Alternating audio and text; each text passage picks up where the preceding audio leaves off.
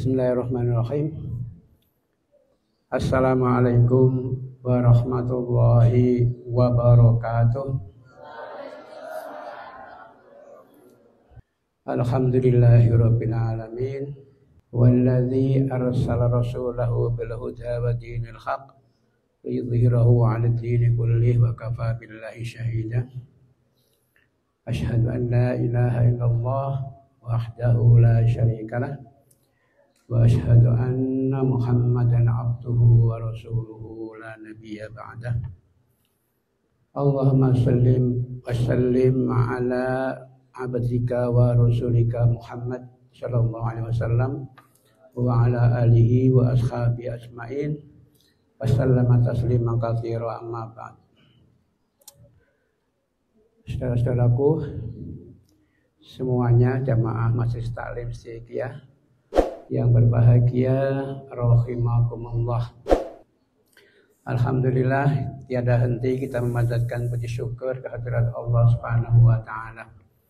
Yang tiada henti pula, tidak pernah berhenti, tidak pernah lupa, tidak pernah lelah, selalu memberikan, melimpahkan nikmat anugerah pada kita sekalian, utamanya nikmat petunjuk, hidayah, iman dan Islam yang tertanam di dalam hati kita. Mudah-mudahan iman bisa kita syukuri dengan terus berikhtiar memupuk, meningkatkan, mempertebal, memperkokohnya, sehingga iman kita menjadi semakin kuat, takwa kita menjadi semakin kuat, semakin berhati-hati di dalam hidup ini, selalu menjadikan Al-Quran dan Sunnah Rasulnya sebagai rujukan, sebagai pedoman di dalam selalu kita bersikap, berperilaku sehari-hari.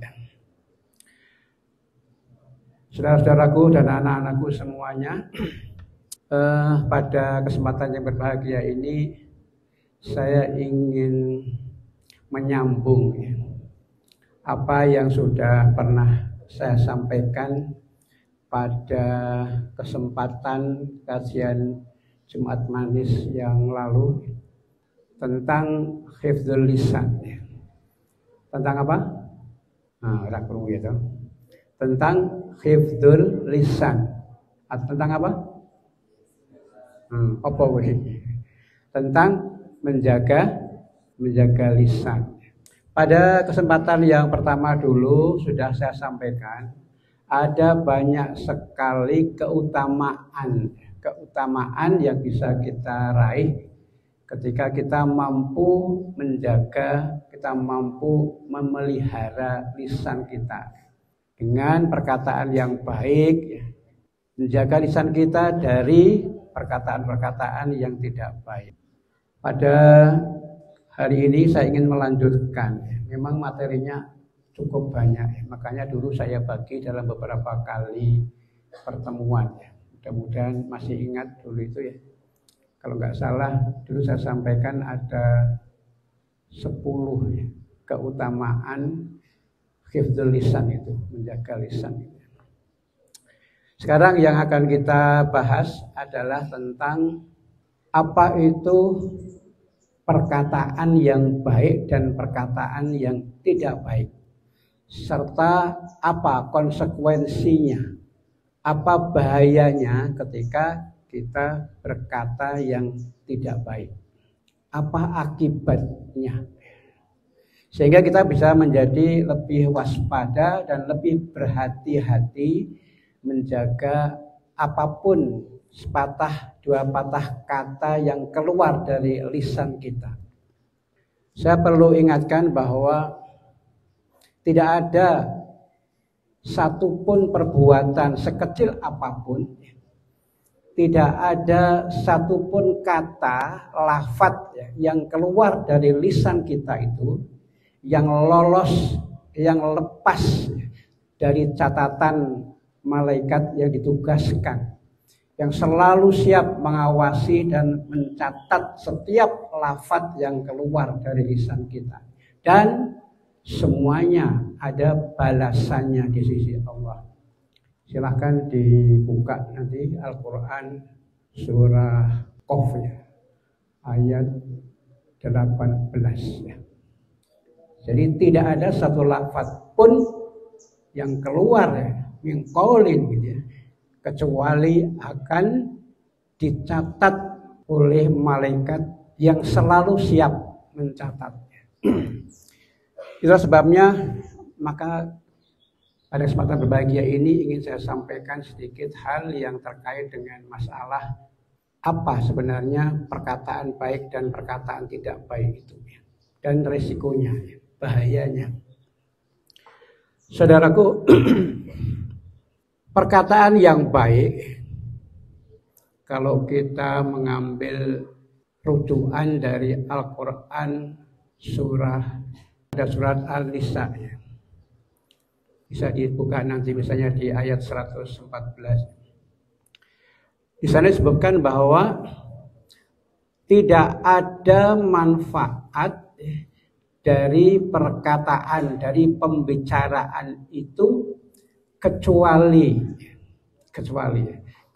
pembicaraan yang di dalamnya mengandung 3 hal.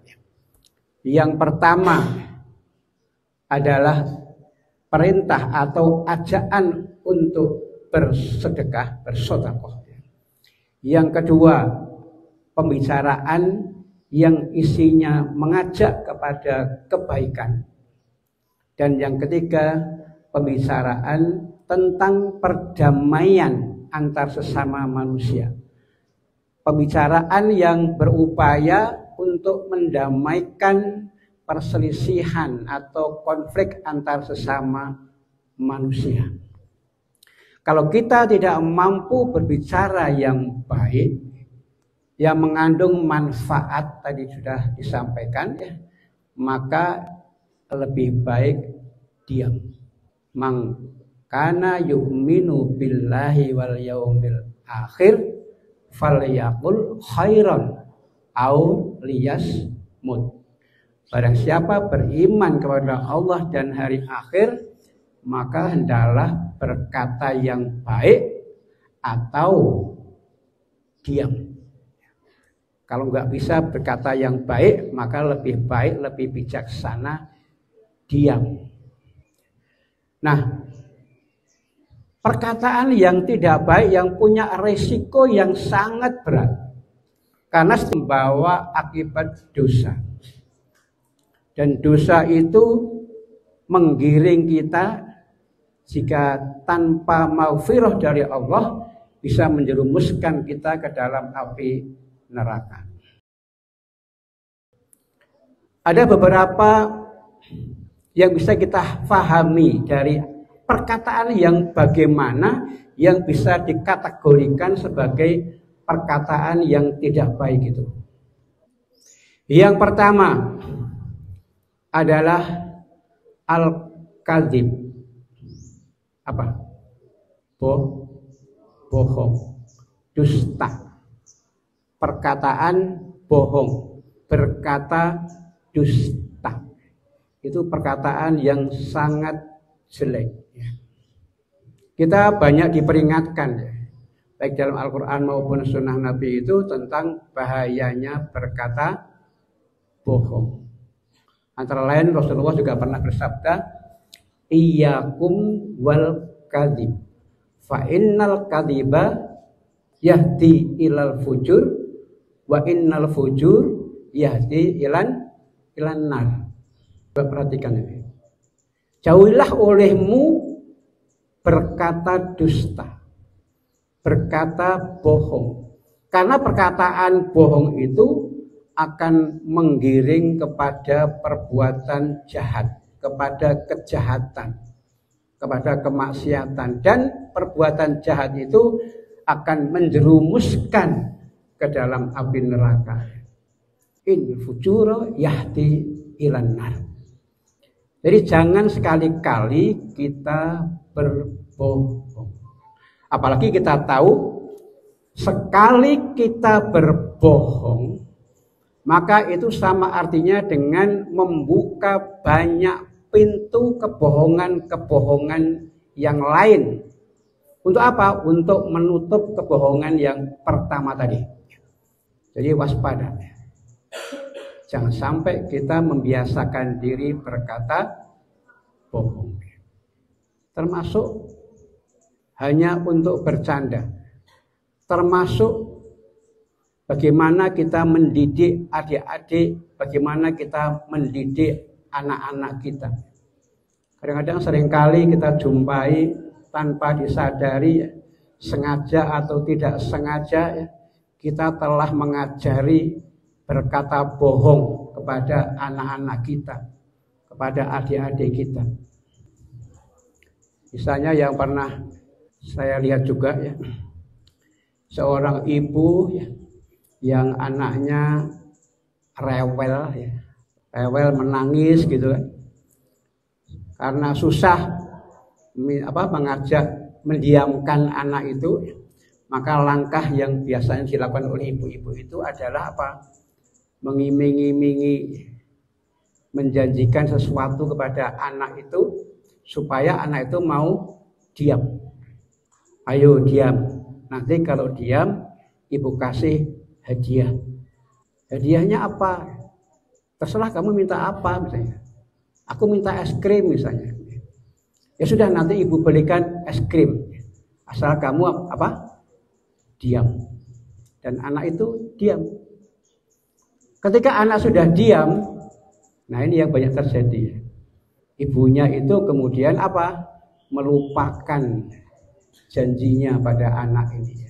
Karena merasa anaknya sudah diam, ya toh, tidak perlu lagi itu ditepati. Ya. Ini sudah mendidik kebohongan ini pada anak-anaknya. Anaknya dibohongi. Gitu. Ini perkataan yang jelek. Sama dengan ibu yang mengatakan sesuatu yang juga mendidik yang nggak baik itu, misalnya mencari kambing hitam, ya, kambing hitam, menyalahkan sesuatu yang lain ketika anaknya itu misalnya sedang rewel. Ya. Ketika anak sedang bermain, misalnya tiba-tiba kepalanya terbentur meja misalnya, ya. Kemudian anaknya menangis. Apa yang dilakukan oleh si ibu itu? Nah, supaya anaknya diam, maka ibu itu kemudian menyalahkan. Siapa yang disalahkan? Mejanya. Mejanya dipukul-pukul. Ini mejanya nakal. Mejanya yang nakal. Lebih parah lagi ketika kemudian yang disalahkan itu kodok. Kodok yang nggak tahu menahu apa-apa itu. Ini kodoknya nakal. Kan bisa begitu itu ya. Ini melatih anak apa? Berbohong. Melatih anak apa? Mencari kambing hitam. Jangan heran nanti anak itu besar, dia suka membohongi orang tuanya, dia suka mencari kambing hitam jika berbuat apa? Kesalahan, melemparkan kesalahan pada orang lain. Kenapa? Karena memang sudah dididik begitu oleh orang tuanya. Jadi kita hati-hatilah ya. Berbohong itu ya. Jangan sampai kita lakukan dan jangan sampai juga kita tanamkan kepada anak-anak kita, kepada cucu-cucu kita. Oh iya, hati-hati ya. Kalau kita terbiasa berkata bohong itu ya, apalagi mengingkari janji, maka kita ingat salah satu sabda Rasulullah juga yang mengatakan bahwa ayatul munafiki salasun. Betul? Iza hadasa kadzaba atau kadziba, wa iza wa'ada akhlafa, wa iza tumina khona. Apa itu? Ciri-ciri tanda-tanda orang munafik itu adalah apabila berkata bohong, jika berkata dusta, jika berjanji diingkari, dikhianati, jika dipercaya diberi amanah maka dia khianat, khona, khianat. Hati-hati kalau kita bohong, jangan-jangan kita ini sudah memiliki ciri-ciri seorang munafik. Dan innal munafikina fit darkil asfali minan nar. Sesungguhnya orang munafik itu tempatnya di dasar neraka, di neraka yang paling dalam, keraknya neraka. Ini konsekuensi yang sangat berbahaya. Karena itu jangan dekat-dekat dengan berkata bohong. Dan jangan mewariskan kebohongan kepada anak-anak kita, kepada generasi muda kita. Sekarang ini eranya apa? Eranya media sosial. Era apa? Era medsos, era digital.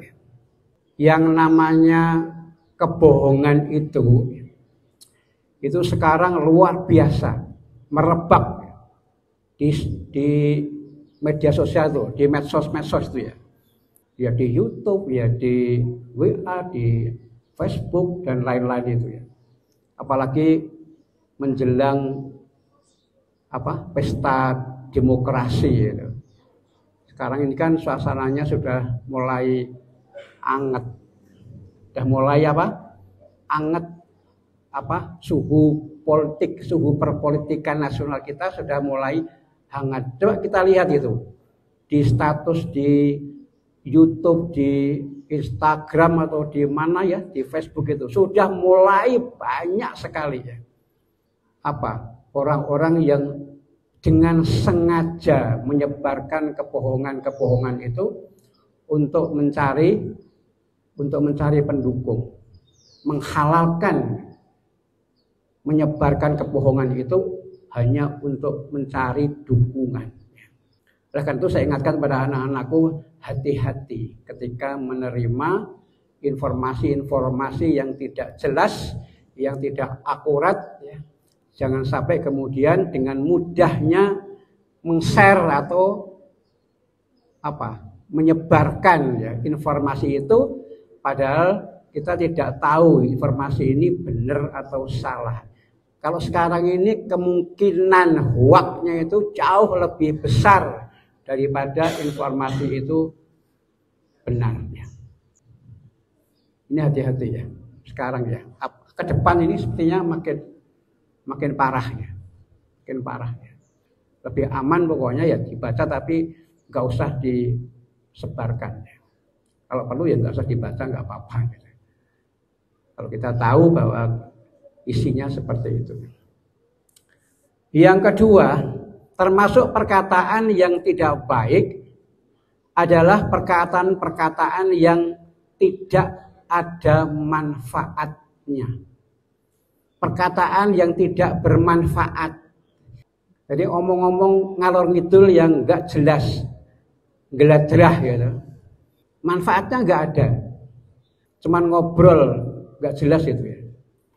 Termasuk juga kebanyakan ngomong itu. Kadang-kadang kalau sudah ngomong itu nggak terkendali, ngomong terus akhirnya apa? Akhirnya kehilangan fokus. Yang diomongkan menjadi tidak jelas arahnya, tidak fokus. Padahal kita diperintahkan untuk Untuk berbicara itu yang bermanfaat. Pembicaraan yang bermanfaat itu ya pembicaraan yang mengandung ajakan untuk kebaikan, yang mengandung nasihat, yang mengandung peringatan yang baik. Di dalam Al-Quran ya, surat Al-Mu'minun itu ya ada ya. A'udzubillahi minasyaitonirrajim. Qad aflahal mu'minuna alladzina hum fi sholatihim khoshi'un walladzina hum anil laghwi mu'ridun. Sungguh beruntung orang-orang beriman, qad aflahal mu'minun, yang bagaimana alladzina hum fi sholatihim khoshi'un. Yang pertama adalah yang khusyuk di dalam sholatnya. Nah, yang kedua ini yang relevan. Yang kedua adalah walladzina hum anil laghwi mu'ridun. Yaitu orang-orang yang menjauhkan diri dari perbuatan-perbuatan dan perkataan-perkataan yang tidak berguna. Rasulullah juga bersabda, min husni islamil mar'i tarkuhu mala ya'nihi. Sebagian dari kebaikan keislaman seseorang adalah tarkuhu mala ya'nihi, meninggalkan apa-apa perbuatan dan perkataan yang tidak bermanfaat baginya. Ini ya. Jadi kita harus mencoba sekarang ya, ketika ada pembicaraan, maka cobalah kita mulai menseleksi ya. Pembicaraan itu bermanfaat atau tidak. Ketika kita berkumpul-kumpul beberapa orang ya, sedang membahas apa? Kalau bahasanya tidak ada manfaatnya, lebih baik tidak ikut, tidak usah ikut. Kalau pembahasannya baik, seperti sekarang ini ya, kita berkumpul dalam rangka majelis taklim, bertadabbur ya, mempelajari ayat-ayat Allah, kandungan-kandungan Al-Quran dan Sunnah Rasulnya, berusaha memahami dan mengamalkannya, itu sangat mulia. Tapi kalau kita berkumpul-kumpul dalam rangka membicarakan sesuatu yang tidak jelas, lebih-lebih sesuatu yang bertujuan untuk hal-hal yang batil, maka itu sangat berbahaya. Sangat berbahaya. Coba kalian pelajari nanti di surah Al-Mudaththir ayat 42 sampai 45. Itu ada dialog. Dialog itu apa? Dialog itu tanya jawab ya, antara ahli surga dan ahli neraka. Masalakakum fi sakor, itu pertanyaannya ahli surga kepada ahli neraka. Mengapa kamu kok bisa masuk, bisa ada di dalam neraka sakor? Neraka itu macam-macam ya namanya. Ada jahanam ya, ada wail, ya, neraka wail, ya, ada sakor. Ngapa kamu bisa masuk ke neraka sakor? Maka jawab si ahli neraka itu apa? Yang pertama apa? Karena kami dahulu tidak termasuk orang-orang yang melaksanakan sholat. Itu 43. Kemudian yang 44, karena dulu kami termasuk orang-orang yang tidak pernah memberi makan kepada orang miskin. Dan yang ketiga di ayat 45 ini ya, karena kami dulu biasa ya, membicarakan sesuatu yang bertujuan yang batil bersama-sama orang-orang yang membicarakannya. Ini ya, ini yang relevan dengan pembicaraan kita kali ini. Jadi ketika kita ikut nimbrung dalam pembicaraan yang kita tahu pembicaraan itu justru membahas hal-hal yang batil, maka ancamannya apa? Sakor, neraka sakor. Oke, ini yang kedua. Yang ketiga sekarang, apa perkataan yang tidak baik itu? Perkataan yang jelek itu, yaitu perkataan yang membuat orang lain, orang yang mendengar itu sakit hati. Perkataan yang membuat orang lain sakit hati. Karena perkataan yang menyakitkan hati orang itu nanti buahnya adalah kemarahan, kebencian, permusuhan, perselisihan, bahkan sampai terputusnya hubungan silaturahim. Ini bahayanya kalau kita berkata dengan perkataan yang membuat orang lain sakit hati. Meskipun perkataan kita itu jujur apa adanya. Ya memang kenyataan seperti itu. Kita katakan yang benar, tapi perkataan yang benar itu bisa juga menyakitkan hati orang yang mendengar. Ada sahabat Nabi yang namanya Abu Dzar Al-Ghifari. Mungkin kalian pernah dengar namanya karena sahabat ini luar biasa.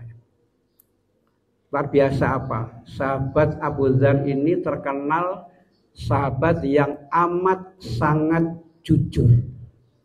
Bahkan Nabi sampai bersabda, di bawah langit ini, di atas rumput hijau ini, tidak ada orang yang lebih jujur melebihi jujurnya Abu Dzar. Saking jujurnya orang ini. Tapi suatu ketika dia sedang ada masalah dengan sahabatnya, yaitu Ammar bin Yasir, ada keluar perkataan dari Abu Dzar ini, "Hai anaknya perempuan yang berkulit hitam." Karena Ammar bin Yasir ini, ibunya itu seorang perempuan yang berkulit hitam. Berkulit hitam. Kebetulan di situ ada Rasulullah. Rasulullah mendengar ucapan dari Abu Dzar. Maka seketika itu juga Rasulullah menegur, "Celakalah kamu, Abu Dzar. Kulit putih itu tidak lebih baik dari kulit hitam. Orang yang berkulit putih itu tidak lebih tinggi derajatnya, ya, tidak lebih mulia, tidak lebih baik dari orang yang berkulit hitam." Meskipun sebenarnya Abu Dzar ini jujur, dia ngomong apa adanya, karena memang Abu Dzar itu Yasir, istrinya Yasir itu, ibunya si Ammar ini itu memang perempuan berkulit hitam, kan jujur itu mengatakan apa adanya. Tapi itu tidak baik, karena itu bisa menyakitkan hati orang. Maka apa yang dilakukan oleh Abu Dzar? Begitu ditegur oleh Rasulullah, dia merebahkan dirinya, meletakkan pipinya di atas tanah dan minta kepada Ammar bin Yasir untuk menginjakkan kakinya di kepalanya. Untuk menebus apa? Menebus kesalahannya karena telah berkata yang tidak baik. Ini respon sahabat loh ya, bukan kita. Kalau kita mungkin responnya enggak seperti itu. Sahabat itu kalau diingatkan, ditegur itu responnya luar biasa. Saking takutnya melanggar atau melakukan perbuatan yang tidak disukai oleh Rasulullah, oleh Allah. Jadi itu sebabnya mengapa kita harus selalu berusaha untuk melakukan perbuatan atau perkataan yang baik itu yang tidak menyakiti hati orang lain, meskipun apa yang kita katakan itu sebenarnya faktanya begitu, kenyataannya begitu, tapi itu bisa menyebabkan orang lain sakit hati. Kalau kita punya teman kebetulan yang hidungnya pesek misalnya, ya janganlah dipanggil misalnya, pesek sini gitu ya. Memang betul itu, jujur memang benar-benar pesek ya. Tapi itu kan menyakitkan hati. Menyakitkan hati. Jadi panggilan-panggilan yang kurang baik gitu ya. Seperti itu sebaiknya dihindari. Dan segala hal yang lain. Bahkan sampai ketika kita melakukan perbuatan mulia seperti sedekah. Sedekah itu kan perbuatan baik, kan? Tapi ternyata perkataan yang baik dan pemberian maaf itu lebih baik daripada sedekah yang diikuti dengan perkataan yang menyakitkan hati. Sedekah itu kan baik. Tapi kalau kemudian sedekah diikuti dengan perkataan, dengan kata-kata yang menyinggung, yang menyakitkan hati orang yang menerima sedekah, maka itu masalah. Maka itu menjadi nilai sedekahnya tercemar, ternoda oleh perkataannya yang tidak baik tadi. Makanya kalau kita memberi orang, ya kita tidak usahlah kemudian setelah memberi itu kemudian kita kata-katain, ya kita omongin, kita melakukan atau kita mengatakan sesuatu yang tidak enak didengarkan oleh yang menerima sedekah itu. Ngelok-ngelokno gitu ya. Sing keset, sing awakmu kuwi gedhe dhuwur gagah ya. Isek enom, klemat-klemet, males ya. Mbok mergawe kono, golek kaya ya to. Cari kerja. Ora klemat-klemet gitu ya. Cacing kowe sing ora dikek utek. Mung iso molet tok ae iso golek pangan. Awakmu dikae utek gak gelem mikir. Pokoknya dilolono gak karu-karuan. Ya jangan begitu ya. Kalau mau menasihati, nasihatilah dengan cara yang baik. Tapi bukan dengan cara menyakitkan hatinya. Kalau memberi ya beri aja ya. Sodakoh, nawa itu sodakoh. Itu tentang membuat sakit hati orang. Yang keempat, perkataan yang tidak baik adalah apa? Kalau di dalam agama itu kan kita diperintahkan untuk antara lain ya kewajiban kita sebagai seorang muslim itu beramar ma'ruf nahi mungkar. Apa itu nahi mungkar? Amar ma'ruf itu apa? Mengajak kepada kebaikan, kemudian mencegah dari kemungkaran. Itu kan yang benar. Perkataan yang mengajak kepada kebaikan, mencegah pada kemungkaran itu perkataan yang baik. Kalau itu kemudian dibalik, kita mengatakan sesuatu yang justru mencegah seseorang, mungkin teman kita untuk berbuat baik, menghalang-halangi, menghambat teman kita berbuat baik, atau justru mengajak teman kita berbuat yang tidak baik, maka perkataan seperti itu perkataan yang tidak baik. Ketika ada teman mendengar suara adzan dari masjid, dia bersegera akan menuju masjid. Temannya, seto, nanggung ki karek orang saitik, mbok diwangi sik di barno, gitu ya. Misalnya sedang ada apa tugas misalnya itu. Mbok di barno dhisik aku diwangi ngebarno, ya. Karek orang sidik nanggung, gitu ya. Ini orang mau sholat di awal waktu dihalangi, ini tidak bagus. Tidak bagus ya. Atau kita justru mengajak teman kita untuk melakukan sesuatu yang mungkar. Ini ajakan, ini adalah termasuk perkataan yang tidak baik. Yang kelima, pernah dengar kata-kata ghibah? Apa ghibah? Rasan-rasan, ngerasani. Ngerasani iki enek wonge apa ora? Membicarakan orang lain tanpa kehadiran orang lain. Membicarakan sesuatu yang rahasia, yang jelek, kelemahan, kekurangan, kesalahan, aib. Bahkan seandainya yang dibicarakan itu memang benar, tadi saya katakan itu ya. Ya pancen ngono tenan kok. Mosok lales diomongno. Dirasani. Sekalipun yang dibahas bahan rasan-rasan itu kontennya memang sesuatu yang benar, itu sudah termasuk ghibah, dosa besar ya. Kerasan itu dosa besar. Apalagi kalau rasan-rasanya itu ngerasani yang tidak baik, padahal faktanya tidak begitu. Kenyataannya tidak seperti yang dibahas dalam rasan-rasan itu. Maka ini justru dosanya lebih besar lagi. Karena ini sudah cenderung kepada fitnah. Kebohongan yang lebih parah dosanya daripada membunuh.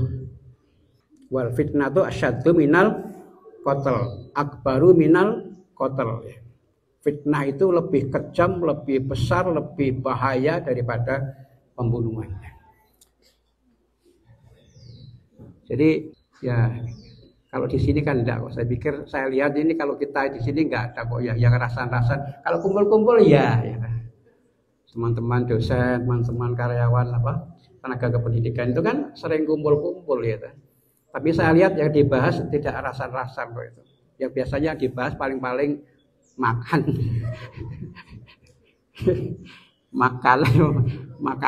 ya toh. Kalau nggak gitu ya mungkin baju ya toh. Bisnis lah pokoknya, diskusi tentang itu ya, tentang model-model modus ya. Tentang resep-resep masakan ya, tidak apa-apa saling tukar kabar tentang itu ya, asal jangan rasan-rasan. Ini kemudian yang berikutnya yang juga dekat dengan itu apa yang disebut dengan namimah. Apa namimah? Apa namimah? Adu domba, domba diadu-adu kata Pak Sobri. Adu domba itu dosa besar. Jadi kalau kita berkata perkataan yang mengadu domba itu misalnya begini, seorang ya toh datang kepada si A, kemudian dia membicarakan, menyampaikan informasi tentang kejelekan aibnya si B dengan memuji-muji si A, kemudian menjelek-jelekan si B. Lain waktu dia datang kepada si B, melakukan hal yang sama, memuji-muji si B, menjelek-jelekan si A. Ini namanya apa? Kalau dalam bahasa Jawa itu bisa disebut tumbak cucukan mungkin ya. Tumbak cucukan itu tukang kipas. Tukang kipas atau tukang kompor gitu. Mengompori, memanas-manasi. Kalau melihat teman-teman atau saudaranya itu sedang ada perselisihan, sedang berselisih, bukannya berusaha mendamaikan, tapi justru sebaliknya malah apa? Malah ngipasi, malah ngompori supaya semakin apa? Makin panas. Ini perbuatan orang yang tadi saya katakan itu, yang tumbak cucukan, yang bermuka dua. Rono mrene nyerek katanya, rono oleh mrene oleh. Gitu. Ini juga biasanya banyak ini muncul ketika sedang ada pemilihan itu ya. Pemilihan kades saja juga banyak seperti itu ya. Datang ke calon A, memuji-muji A, jelek-jelekan calon yang lain gitu ya. Nanti ganti datang ke calon yang lain, memuji-muji dia, jelek-jelekan yang satunya lagi. Itu perbuatan apa ya? Supaya apa? Datang ke A dapat sangu, datang ke B dapat amplop. Ya. Kan begitu. Ini bahaya. Jadi perbuatan baik itu ghibah maupun namimah itu harus dihindari. Perkataan-perkataan seperti itu harus dihindari. Yang berikutnya, coba perhatikan di dalam Al-Quran surat Al-Hujurat ayat 11 itu Allah berfirman, ya ayyuhalladzina amanu la yaskhar qaumum min qaumin asa ayyakunu khairam minhum wala nisa'un min nisa'in asa ayyakunna khairam minhunna. Hai orang-orang yang beriman, la yaskhar, janganlah suatu kaum itu menghina, mengejek, mengolok-olok, merendahkan harga diri orang atau kaum yang lain. Asa ayyakunu khairan minhum, bisa jadi kelompok kaum orang-orang yang dihina itu justru lebih baik dari mereka yang menghina. Ini juga peringatan di dalam Al-Quran itu. Nanti baca di dalam surat Al-Hujurat itu ya. Itu mulai ayat 11, ayat 10, 11 dan seterusnya itu. Itu banyak peringatan-peringatan supaya kita jangan mudah menghina, mengejek orang lain, kelompok lain ya. Sebab bisa jadi apa? Bisa jadi justru kelompok orang-orang kaum yang dihina itu di sisi Allah, di mata Allah justru lebih baik dari kita yang menghina. Berikutnya, perkataan yang tidak baik adalah perkataan yang kotor dan kasar. Ini juga perhatikan.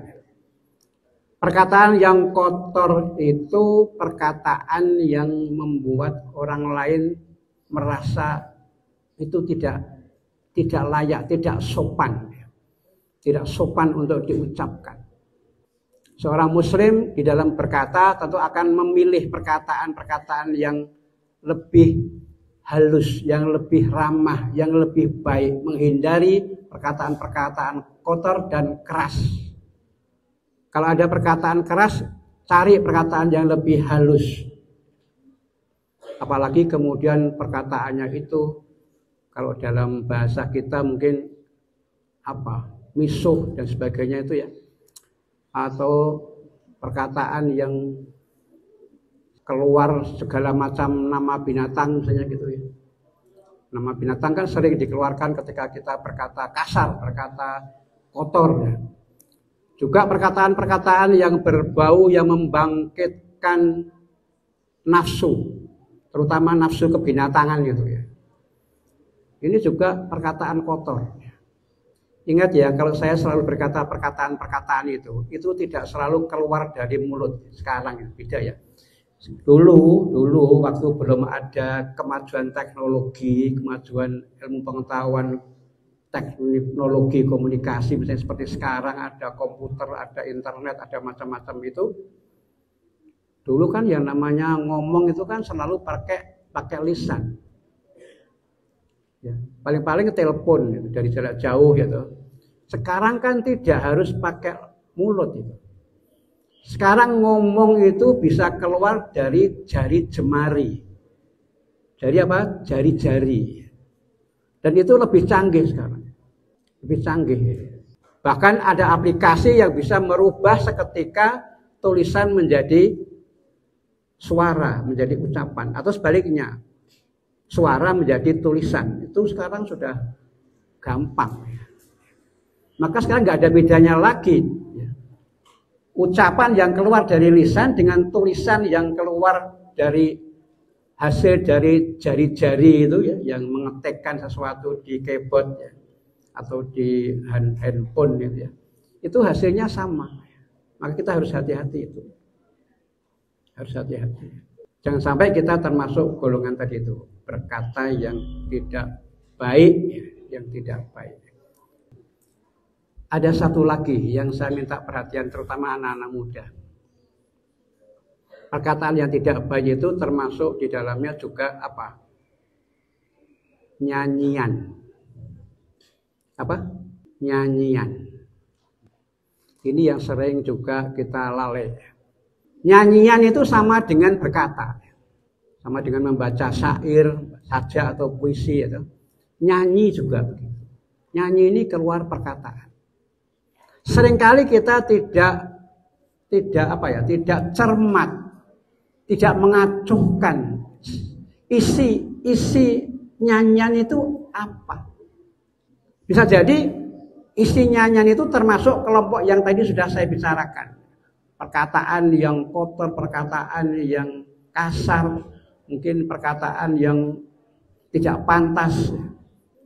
Kalau nyanyian dalam bahasa Indonesia sih saya yakin yang nyanyi anak-anak kita dan sebagainya ngerti isinya. Itu pun seringkali sudah tahu isinya itu enggak baik, isek wis dinyanyikan. Apalagi kalau mengambil nyanyian dari bahasa yang tidak dimengerti maksudnya. Banyak anak-anak muda yang bergaya kebarat-baratan itu ya. Suka mendengarkan nyanyian barat. Berbahasa Inggris biasanya. Gak ngerti maksudnya, isine iki apa gak ngerti. Sing dingerteni apa? Lagune kok enak. Viral. Lagune kok enak, ikut-ikutan nyanyi. Padahal gak ngerti itu. Itu syairnya ngomong apa gak tahu itu gitu. Ini bahaya. Jadi sebelum kalian menyanyikan lagu barat dan sebagainya itu, atau Timur Tengah ya bahasa Arab, itu terjemahkan dulu dalam bahasa Indonesia. Pahami apa isinya. Kalau isinya baik, tidak apa-apa. Tapi kalau isinya nggak pantas, apalagi bertentangan dengan norma-norma agama, ya jangan dinyanyikan. Jangan dinyanyikan. Banyak itu contohnya nyanyian-nyanyian yang nggak jelas itu. Apalagi nyanyian kebanyakan nyanyian kita itu ya, dangdut dan sebagainya itu. Kadang-kadang isinya itu norak-norak. Membangkitkan nafsu. Apalagi nyanyinya sambil ngebor. Sambil apa? Bergaya itu ngebor itu, petik apa patah-patah ya. Itu kan mendukung sudah nyanyiannya seperti itu, gerakannya seperti itu, ini menjadi sangat-sangat tidak baik. Jadi anak-anakku khususnya ya, coba mari kita bikin suasana ya. Kampus kita ini yang kita sudah bertekad menjadi kampus yang bernuansa Islami, maka akhlak di dalam berbicara itu kita betul-betul perhatikan. Jangan sampai kita terjerumus melakukan perkataan-perkataan yang tidak baik, yang berakibat sangat serius, baik yang berkaitan dengan keselamatan dan kebahagiaan kita hidup di dunia ini, maupun sampai nanti di dalam kehidupan kita di kampung akhirat. Mudah-mudahan kita dijaga oleh Allah lisan kita ya. Kita diberikan kekuatan untuk mampu memelihara lisan kita dari berkata yang buruk, berkata yang tidak baik, dari perkataan yang tidak diridhoi oleh Allah, yang tidak menghadirkan keberkahan, tapi justru bisa membawa konsekuensi yang sangat fatal. Saya kira ini beberapa hal yang bisa saya sampaikan pada kesempatan berbahagia ini. Mudah-mudahan ini bisa mengingatkan pada diri saya sendiri juga, kepada anak-anakku dan kepada jamaah Majelis Taklim yang hadir pada kesempatan berbahagia ini. Mudah-mudahan bermanfaat ya. Saya kira demikian. Nanti kita ikuti dengan, mungkin ada beberapa pertanyaan, tidak usah banyak-banyak karena mungkin sampai jam 10:30 ya. Saya akhiri, bila taufiq wal hidayah. Assalamualaikum warahmatullahi wabarakatuh.